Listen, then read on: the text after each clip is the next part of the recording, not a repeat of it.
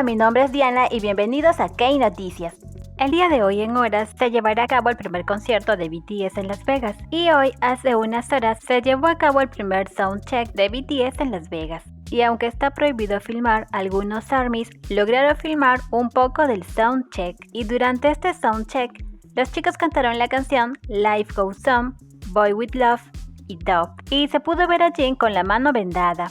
Y ARMY vio que Jimin tiene un nuevo corte de cabello y J-Hope y Namjoon tenían una gorra, por lo que probablemente tengan un nuevo color de cabello o tal vez un nuevo corte. Y Taehyung sorprendió a los ARMYs con el cabello ondeado. Y ya que Jungkook tenía un polo manga corta, ARMY pudo ver sus tatuajes. Aquí los videos filmados por los ARMYs.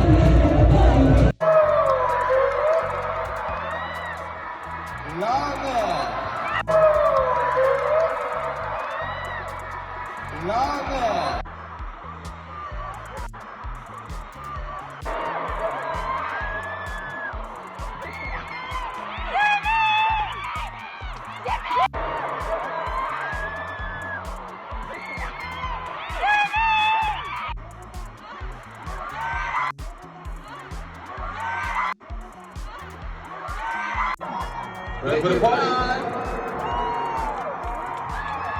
Jimmy, bye-bye. Ready for the quad.